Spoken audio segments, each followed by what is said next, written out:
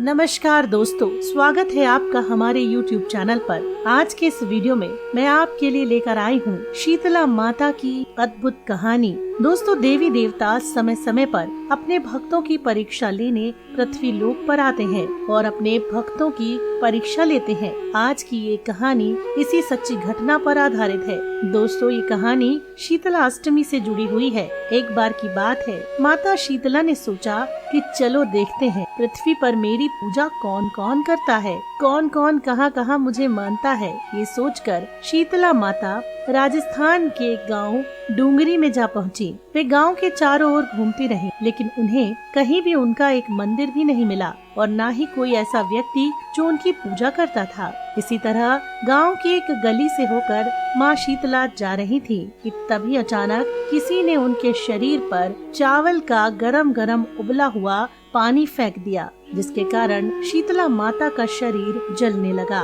और उनके शरीर पर फफोले पड़ गए और दर्द के मारे वे इधर उधर भागने लगी। दर्द के मारे वो चिल्लाने लगी, अरे मेरा शरीर जल रहा है, कोई मेरी मदद करो। लेकिन किसी ने भी माँ शीतला की मदद नहीं की।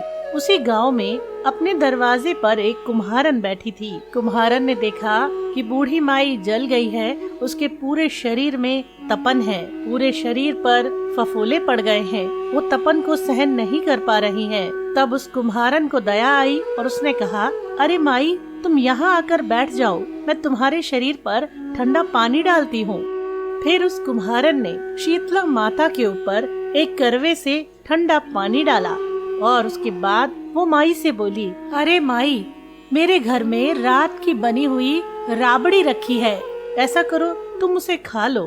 फिर उस माई ने उस कुम्हारन के घर में रखी बासी ठंडी राबड़ी खाई, जिससे उनके तपते शरीर को ठंडक मिली।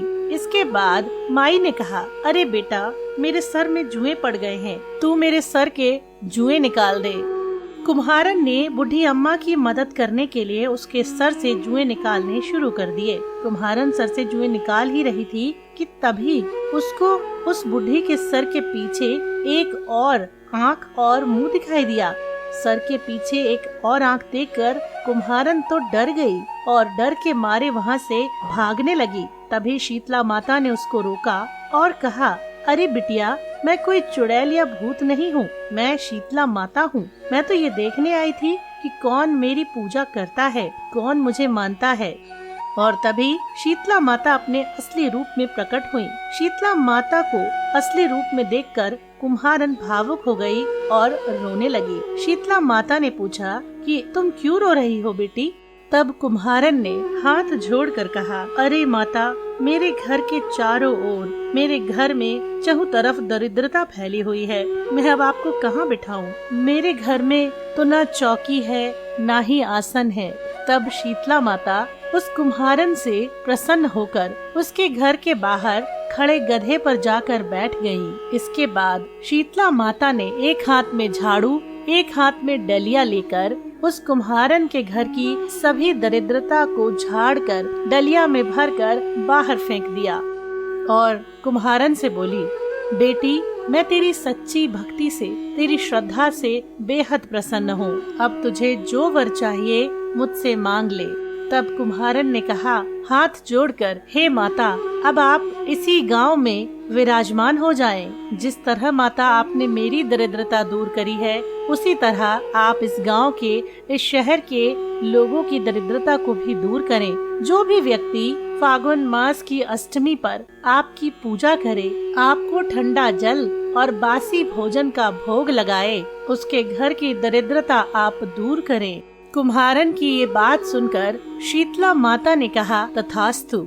उसके बाद कुम्हारन से बोली, सुन बेटी, तू इस करवे का जल अपनी झोपड़ी पर छिड़क लेना। कल सारे नगर में आग लगेगी, पर तेरी झोपड़ी नहीं जलेगी।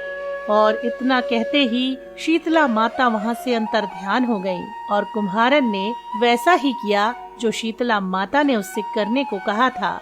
और अगले दिन यही हुआ, पूरे नगर में आग लगी, मगर उस कुम्हारन की झोपड़ी बच गई। ये सब देखकर नगर के राजा ने उस कुम्हारन को बुलवाया और उससे पूछा कि जब सारे नगर में आग लगी तो तुम्हारी झोपड़ी कैसे बच गई?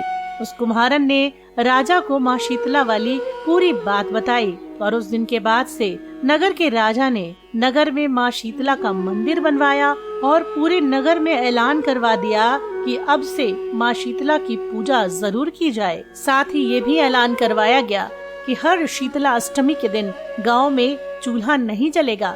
माँ शीतला को ठंडे पानी और बासी भोजन का चढ़ावा या भोग लगाया जाएगा और गांव के लोग भी माँ शीतला को मानने लगे। तो बोलिए माँ शीतला की जय।